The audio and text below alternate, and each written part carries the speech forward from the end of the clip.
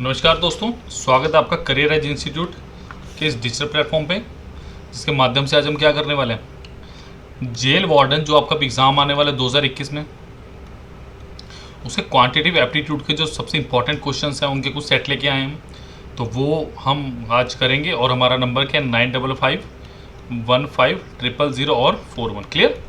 तो चलिए बिना किसी देरी के गाइस दोस्तों शुरू करते हैं फिर आज का पहला प्रश्न। देखिए, बहुत बढ़िया नंबर सिस्टम का question. What will be the sum of first 25 natural number. देखिए, अगर मैं बात करूं सम ऑफ नेचुरल नंबर, उसका फॉर्मूला क्या होता है मेरे पास n into n plus one divided by two. Okay, n into n plus one divided by two. और इसमें n क्या होता है आपके पास, नंबर ऑफ टर्म्स। n क्या होता है बेटा मेरे पास, नंबर ऑफ टर्म्स। तो Sn बोलते हैं सम को, तो नंबर ऑफ टर्म्स अभी कितने मेरे पास 25। सो 25 इंटू 25 प्लस 1 और डिवाइडेड बाय 2, तो इट इज़ 25 गुना 26 बटा 2। तो इसको ज़रा काटेंगे 13, तो आंसर इज 25 इंटू 13। देखिए सिंपल, ज़्यादा भाग दौड़ नहीं करनी है इसको करने के लिए। 10 प्लस 3, तो ये कितना हुआ 250, 250 प्लस आ कितना हो गया जी 75, तो कितना होगा 325। Clear. So sum of first natural number is option number 325। चलिए क्लियर गाइस। तो आई थिंक इसमें कोई प्रॉब्लम नहीं होगी, आसान सा क्वेश्चन था। चलिए अगले क्वेश्चन पे पढ़ते हैं। चलिए, बहुत अच्छा क्वेश्चन। चलिए, मुझे कुछ टर्म दी हुई है √8 प्लस ओवर √2, इसका होल स्क्वायर। देखिए मेरे पास एक्चुअल में क्या होता है, अलजेब्रिक फंक्शन है ये। ए प्लस बी का होल स्क्वायर देखिए क्या होता है students, a square plus of b square plus 2ab, a square plus b square plus 2ab। तो अगर मैं इसको लगाऊं, देखो ए क्या है मेरे पास √8 और ये क्या √2 और ये क्या इसका होल स्क्वायर। तो ये क्या आएगा √8 का, अगर मैं इसमें वैल्यू पुट करूं √2 का whole square plus 2 into √8 into of √2। Clear. अब देखिए ये कैंसिल आउट हो गया, ये बचा 8 प्लस ये कैंसिल आउट हो गया, कितना बचा 2 प्लस 2 इंटू √8 इंटू √2 को देखिए मैं ऐसे भी ले सकता हूँ 8 इंटू 2। क्लियर। तो ये कितना बना मेरे पास 10 प्लस 2 इंटू √16। √16 किसके बराबर होता है बेटा 4, बिल्कुल सही। 10 जमा 2 गुना 4, 4 दूनी 8। तो आंसर क्या है मेरा ऑप्शन नंबर ए 18। देखिए बहुत अच्छा लेवल आता है आपका, इतना ज़्यादा हाई नहीं आता, बट हाँ बहुत कॉन्सेप्चुअल क्वेश्चन आते हैं। ये देख लीजिए, अब फर्स्ट क्वेश्चन भी देखा हमने, तो बढ़िया से क्वेश्चन आते हैं। तो चलिए देखते हैं। चलिए आज का question number 3, if the manufacture profit loss का क्वेश्चन है जी। If the manufacturer gains 10% of the, इसका मतलब देखो कुछ मेरे पास ओरिजिनल प्राइस है और कुछ मेरे पास फाइनल प्राइस है, कुछ मेरे पास ओरिजिनल प्राइस है और कुछ मेरे पास क्या है फाइनल प्राइस है। इफ द मैन्युफैक्चरर गेन्स 10%, देखिए फर्स्ट क्या होगा, अगर मैं लिखूँ मैन्युफैक्चर, तो 10% क्या होता है स्टूडेंट्स मेरे पास 1/10, यानी 10 का 10% क्या होता है 1। इसका मतलब अगर मैन्युफैक्चरर ने 10 रुपये लगाए होंगे तो उसको 1 का गेन हुआ होगा, यानी कितने का बेचा होगा फिर 11 का। ठीक है। Number 2, the wholesaler 15%। अब 15% का मतलब क्या हुआ मेरे बच्चों, 15/100 यानी 3/20। यानी अगर डीलर ने 20 लगाया होगा तो कितने का प्रॉफिट 3 का, तो ये कितना हो गया 23। Clear. And retailer 25%, again 25% is equal to 1/4। Clear. वरना फिर 100 मान के करोगे, फिर 10%, फिर 15%, उसका कोई तुक नहीं है। क्लियर है। तो ऐसे धासु कॉन्सेप्ट के लिए करियर एज इंस्टीट्यूट से जुड़िए, कॉल कीजिए 9551500441 पे, ताकि आप हमारे साथ जुड़ सको। ठीक है। तो 4 की चीज़ कितने पेज दी होगी 5 में, तो इसको मल्टीप्लाई कीजिए, कॉन्टिन्यूस प्रोसेस एक ही प्रोडक्ट पे लग रही है। ये कितना हो गया 800 और ये कितना हो गया आपका 115 इंटू 11, यानी कैसे लिखेंगे इसको 115 इंटू 10 प्लस 1, यानी 150, सॉरी 1150 जमा 115 65। तो ये कितना हो गया 1265। क्लियर। तो क्या हुआ 1265। If the retail price was 1265, then cost पूछा। देखिए इसका मतलब मुझे फाइनल प्राइस कितना दिया 1265, जो 1265 है, इसका मतलब मेरे पास शुरू का प्राइस कितना होगा 800 रुपीज़। क्लियर, कितना होगा जी शुरू का प्राइस 800। बहुत अच्छा क्वेश्चन था स्टूडेंट्स। ठीक है, चलिए नेक्स्ट क्वेश्चन पे पढ़ते हैं। चलिए नेक्स्ट क्वेश्चन। ओ चलिए देखो, इस क्वेश्चन को करने से पहले ना यार 1 सेकंड का या 4-5 सेकंड का 30 सेकंड का पॉज लेना और खुद करने की कोशिश करना। क्लियर है। देखो अब आपको ये क्वेश्चन कैसे दिख रहा है, देखो मैं इस क्वेश्चन की अप्रोच कैसे लगाता हूँ। देखो मैं कैसे लगाता हूँ, मेरे को ये दिख रहा है a is equal to 2.644 and b is how much 2.356। ठीक है। अब देखो, अब मेरे को एक चीज़ पता है कि a square minus b square का एक फॉर्मूला होता है। ये क्या होता है, a plus b into of a minus of b. Clear है। ये क्या होता है स्टूडेंट मेरे पास, ए प्लस बी और ए माइनस ऑफ बी। तो बस लगा दीजिए। देखिए ये क्या है मेरे पास 2.644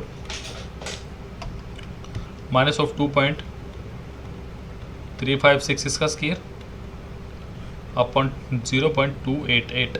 क्लियर ना। अब देखिए इसको मैं लिखूंगा कैसे, स्केयर की फॉर्म में, ए स्केयर यानी a plus b plus of 2 a plus b into of a minus b is 2.644 minus 2.356 divided by 0.288। Clear. अब देखिए ध्यान से, जब आप इसको ऐड करेंगे 644 में 356 ऐड कीजिए, कितना हो गया 1000, यानी 1। तो इसको ऐड करके कितना है मेरे पास 5, इसको ऐड करके 5 आया मेरे पास। और इसको माइनस करके ध्यान से देखिए कितना आएगा, 2 से 2 गया। 644 में से जब 356 हम माइनस करेंगे 0 पॉइंट कितना आएगा 288। ये तो खासियत थी इस क्वेश्चन की। सबको लग रहा था कि बहुत तगड़ा क्वेश्चन है, बट क्वेश्चन में ऐसा कुछ नहीं। तो answer is how much, answer कितना मेरा ऑप्शन नंबर सी। क्लियर। तो option number C is my right answer. तो चलिए देखिए, फिर मैं बता दूं, ऐसा जब भी क्वेश्चन आए तो इसको देखिएगा a square minus b square की फॉर्म में। फिर लिख देता हूँ जो क्या होता है a plus b into a minus of b. Clear. तो ये आपके पास एक वेल मेंटेन्ड क्वेश्चन था, इंपॉर्टेंट मार्क कीजिएगा। अगले क्वेश्चन पे बढ़ते हैं।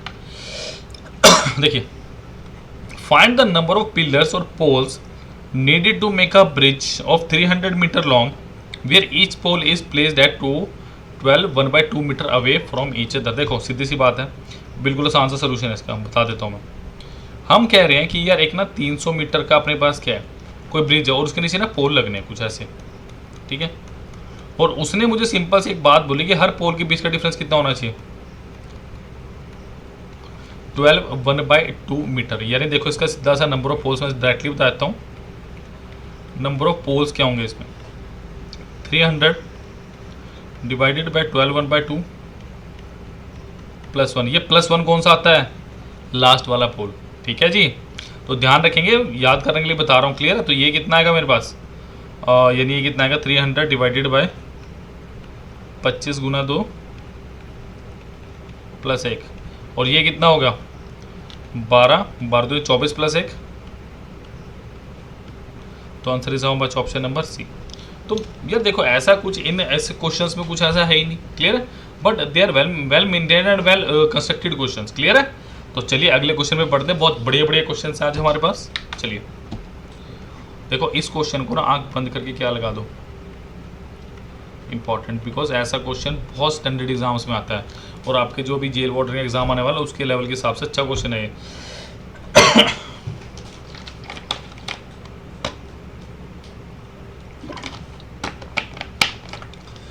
The question is saying the average age of 24 boys, यानी 24 बॉयज हैं, कोई क्लास है, प्लस देयर टीचर, यानी एक है टीचर, यानी टोटल हो गया 25%। उनकी एवरेज एज मुझे कितनी दी हुई है 15 ईयर्स। ठीक है। ठीक है, अभी तक ये दिए the average age of 24 boys and their teacher is 15 years. If the age of the teacher is deducted then the average age decrease by 1 year. इसका मतलब अगर इन मोहतरमा को, इन टीचर को हटा दूं तो 24 बॉयज कि एज कितनी रहेगी 14 ईयर्स। देखो आपको बहुत सारे सोल्यूशन मिलेंगे, बहुत सारी वेराइटीज मिलेंगी, बट जो मैं बता रहा हूँ ध्यान रखना। देखो मैं अब आपको कुछ समझाऊंगा, उस बात को प्लीज़ ध्यान दीजिएगा। देखिए मैं क्या कह रहा हूँ आपको, मैं ये कह रहा हूँ कि अभी स्टूडेंट तो टीचर सारे हैं, ठीक है, एवरेज एज कितनी है 15। मैं कहता हूँ ये आपके 24 बॉयज़ हैं, ठीक है, प्लस टीचर है। क्लियर? अगर इन सब की एज मैं कह रहा हूँ एवरेज एज 15 ईयर है, तो इसका मतलब ये जितने बॉयज़ हैं ये भी पर 15 ईयर के होंगे, ठीक है। और टीचर की एज भी यहाँ पे कितनी होगी। देखो क्वेश्चन का कॉन्सेप्ट क्या है, जैसे आप आपकी क्लास का कोई टेस्ट हुआ, मैंने कहा मैंने टेस्ट लिया, मैं टीचर, मैंने आपका टेस्ट लिया, आई सेड मेरी क्लास में ना 70% है, एवरेज मेरे पास 70%। इसका मतलब क्या हुआ, चाहे किसी के 5 नंबर हो, चाहे किसी के 100 नंबर हो, मैं क्या बोलूँगा, आप हर किसी को क्या देखोगे, वाह यार हर बच्चे के 70% है। तो इसका मतलब क्या हुआ, जब एवरेज 15 होगी पूरे ग्रुप की, तो टीचर की भी कितनी मानी जाएगी 15। एक्चुअली में तो ज़्यादा, बट ऑन एन एवरेज में कितने देखूंगा 15 साल। क्लियर? आप ध्यान से देखो, अब क्या हुआ, टीचर बाहर चली गई, ठीक है, टीचर ने छोड़ दिया, तो अब हर बच्चे की एज कितनी कम होगी, एक। इसका मतलब जब टीचर ग्रुप में थी तो टीचर ने क्या किया होता, हर बच्चे को एक एक साल एज दी हुई थी। क्लियर है? हर बच्चे को एक एक साल एज किसने दी थी, टीचर ने। इसका मतलब जब टीचर गई अपने साथ, ये 15 साल की थी, टीचर गई प्लस हर बच्चे के साथ एक एक ईयर लेके आई और चली गई, तो टीचर की एज कितनी हुई 39 साल। इसका मतलब मैं कितने साल का हुआ 39 साल का, और आप 24 बच्चे कितने के हुए 14 साल के। क्लियर? तो ये बहुत इंपॉर्टेंट कॉन्सेप्ट है बच्चों, वरना XYZ से करा के देखो फायदा नहीं है। करियर एज इंस्टीट्यूट कभी वो काम नहीं करेगा जो दूसरे करते हैं। क्लियर है? हम सिर्फ वही काम करेंगे जो आपके हित में होगा, because we are career makers. Okay, तो let us consider the next question, another good question. The selling price of a commodity is 3/2 times of its cost price, then the profit percentage is. Easy question. देखो वो क्या कह रहा है, कुछ cost price है और एक क्या है, एक क्या आपका सेलिंग प्राइस, कुछ कॉस्ट प्राइस है, कुछ सेलिंग प्राइस है। अब देखो मैंने माना कॉस्ट प्राइस एक है, तो सेलिंग प्राइस क्या हुआ 3/2 ऑफ एक। इसका मतलब एक रेशो कितना है 3/2। अब इसको करो जरा मल्टीप्लाई, तो 2 रेशो कितना हो गया 3। इसका मतलब मेरी सीपी कितनी है और एसपी कितनी, ध्यान से देखो, सीपी अगर 2 है तो एसपी कितने 3। तो इसका मतलब क्या हुआ मुझे, अब अगर मैं प्रॉफिट की बात करूं, प्रॉफिट परसेंटेज देखो होती क्या, प्रॉफिट जो मैं किस पे देखता हूं हमेशा, सीपी पे इंटू 100%। क्लियर? इसको थोड़ा ऐसे कीजिएगा। क्लियर? तो प्रॉफिट इज हाउ मच, एक, सीपी कितने 2, गुना कीजिए किससे 100% से, so answer is 50%। Answer is how much, option number A 50%। बहुत अच्छा क्वेश्चन था, बहुत अच्छा क्वेश्चन था, बहुत अच्छा क्वेश्चन था। चलो नेक्स्ट क्वेश्चन पे बढ़ते हैं। अनदर गुड क्वेश्चन, बहुत अच्छा क्वेश्चन है, इसको मैं अपने तरीके से कराऊंगा, बुक में पता नहीं है मंडी में क्या क्या समझाया होता है, बट सिंपल हम अपने तरीके से करेंगे। देखो ठीक है, देखिए अब मैं कह रहा हूँ 45 man can complete a task in, देखो W क्या होता है मेरे पास,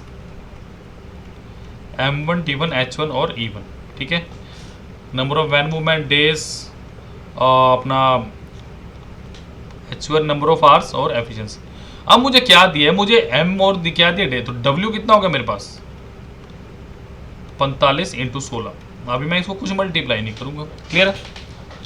4 days after they started work, they were joined by 36 more men. Now how many days will it take them to complete the rest of the work? अब देखो सबसे पहली बात मुझे रिमेनिंग वर्क निकालना। अगर मैं बात करूं वर्क कंप्लीटेड की, अगर मैं बात करूं वर्क कंप्लीटेड की, वर्क कंप्लीटेड कितना हुआ 45 बंदों ने काम किया कितने दिन तक, 4 दिन तक। मत करो मल्टीप्लाई। अब देखो अब रिमेनिंग वर्क निकाल लो,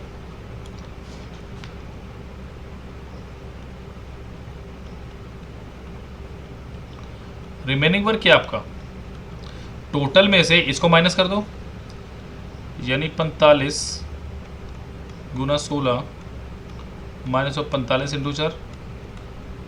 ठीक है जी, 45 × 16 माइनस 45 × 4, तो क्या बचा मेरे पास, 45 को मान लो 16 माइनस 4, तो 45 गुना 12 क्या हो गया मेरा रिमेनिंग वर्क। अब ये काम किसने करना है? अब यही काम देखो, वर्क मेरे पास क्या है, वर्क मेरे पास दिया, वर्क मैं क्या बोलूंगा, M into D, number of man women into number of days. अब काम कितना है 45 इंटू 12। कभी भी इसको मल्टीप्लाई करने की दोस्तों गलती मत करना, क्लियर, कभी भी इसको मल्टीप्लाई करने की गलती मत करना, क्योंकि मल्टीप्लाई करते ही ना काम खत्म हो जाएगा, तो प्लीज़ मल्टीप्लाई मत कीजिएगा, से क्लियर।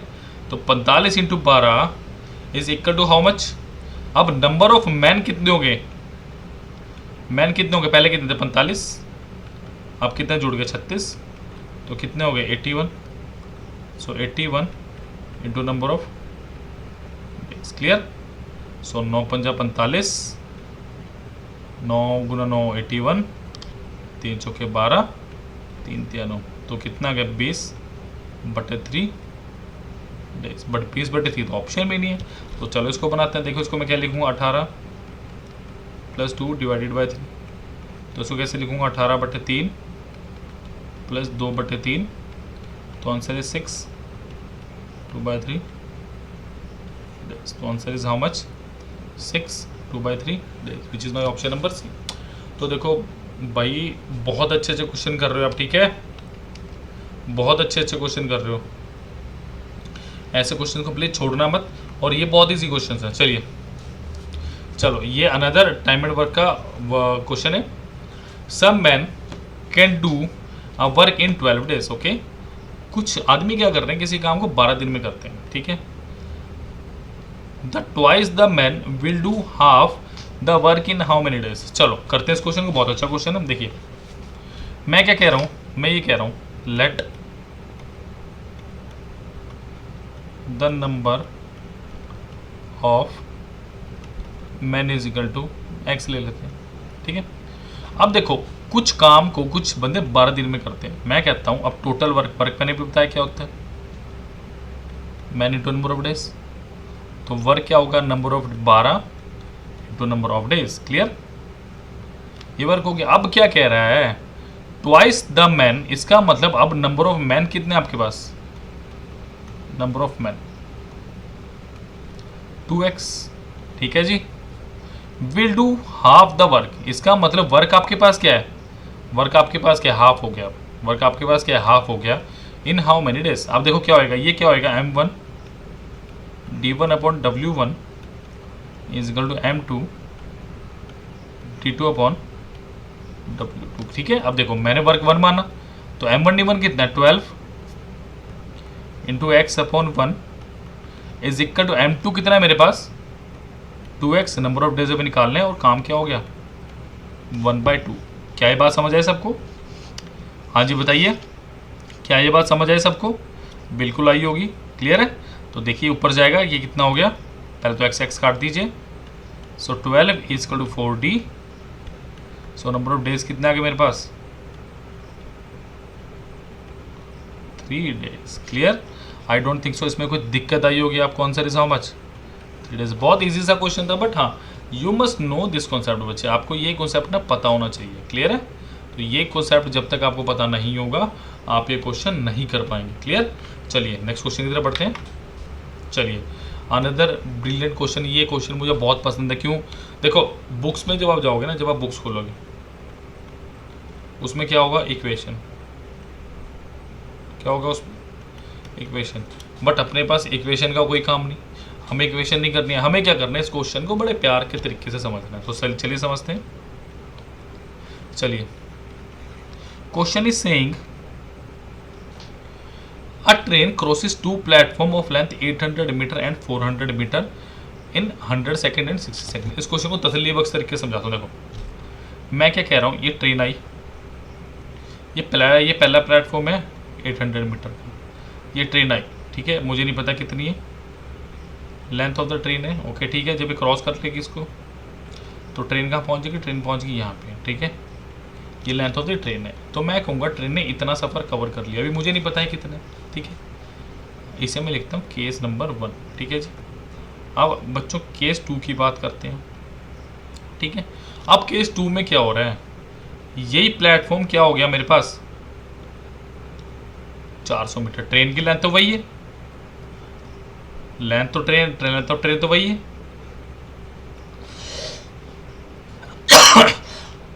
अब यहां पे टाइम कितना लग रहा है, देखो टाइम की बात करते हैं। यहां पे टाइम लगा बच्चा मेरा 100 seconds.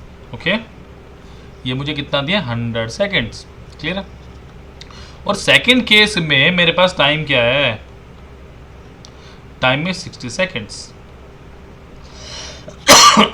Time is 60 second, sorry. Clear. अब देखो ध्यान से, अगर मैं आपसे एक बात पूछूं, देखो length of the train same है दोनों केसेस में, बिल्कुल जी।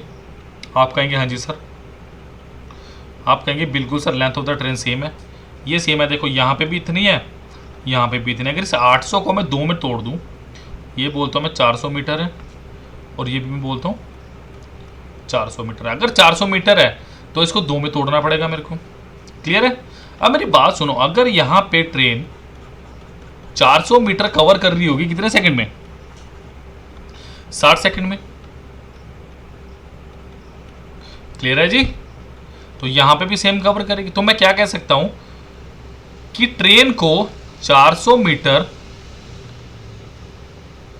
कवर करने में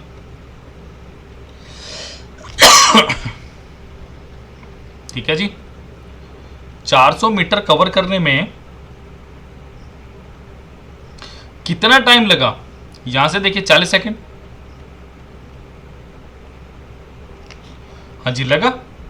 अब ध्यान से देखो, अगर मैं कहता हूं 400 मीटर 4 सेकंड में लगा, 440 सेकंड में लगा, तो स्पीड क्या होती है,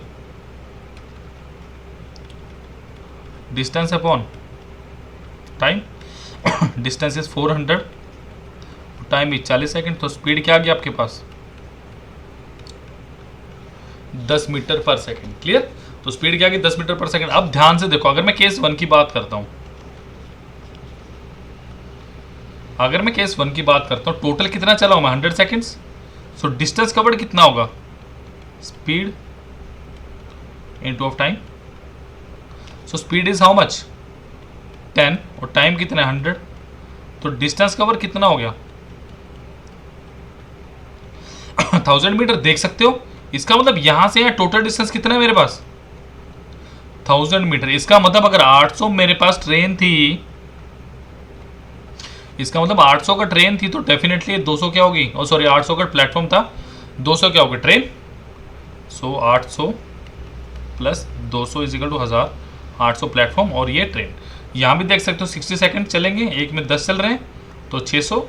इसका मतलब यहाँ से यहाँ टोटल डिस्टेंस कितना बेटा मेरे पास, 600 मीटर। इसका मतलब 400 का प्लेटफॉर्म था, तो 200 की क्या होगी ट्रेन। ताली बजा दो इसी पे, लाइक ठोक दो, शेयर कर दो इस वीडियो को इसी बात पे। तो ये बहुत ब्रिलियंट क्वेश्चन है students, it's a good question, very brilliant question, जो आपको करना है। क्लियर है, जो आपको करना है अच्छे से। तो इसको इंपॉर्टेंट मैं फिर से मार्क कर देता हूँ। Okay important. चलिए नेक्स्ट क्वेश्चन पे पढ़ते हैं। सो प्लीज प्लीज प्लीज इस क्वेश्चन को 2-3 बार देखिएगा, इजी समझ आए। अगर ना समझ आए तो कमेंट बॉक्स में कमेंट जरूर कीजिए। Multiply 5808 by a smallest number to make it a perfect square. देखो स्क्वायर की कंडीशन क्या है, पेयर बनना चाहिए, जैसे x into x, y into y, same terms का स्क्वायर बनना चाहिए। तो 5808 को देखते हैं क्या होएगा। 2 से करें इसे 2904,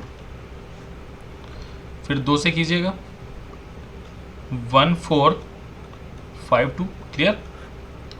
फिर 2 से किए 726, फिर 2 से कीजिए 363। अब डेफिनेटली 3 से जा रहा है, तो 3 से जाए तो कितने में जाएगा 121।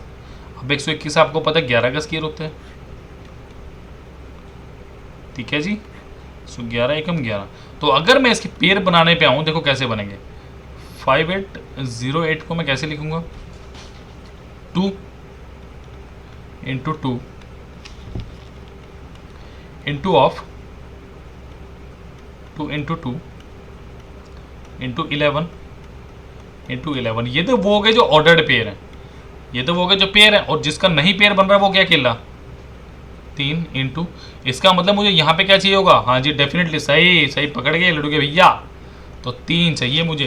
तो अगर इसको 5808 को मैं 3 से मल्टीप्लाई कर दूंगा, तो तो ये क्या बन जाएगा मेरे पास, परफेक्ट स्क्वायर किसका, 4 44, 44 और 3 कितना होगा 132 का। ठीक है जी, ये भी बता सकते हो कि किसका स्क्वायर बनेगा 132 का। क्लियर है। तो चलिए नेक्स्ट क्वेश्चन है हमारे पास, क्या नहीं, थैंक यू। तो थैंक यू करियर एज बहुत अच्छे अच्छे क्वेश्चंस लाने के लिए। तो प्लीज़ फॉलो कीजिए मैं यूट्यूब, फेसबुक और टेलीग्राम पे, that's our address and our phone number is 9555150041। Please thank you students. Please इस वीडियो को देखते ही फटाफट से क्वेरी पोस्ट कीजिए ताकि हम बढ़िया तरीके से आपका एक बैच लेके आ सकें। चलिए thank you guys, thank you.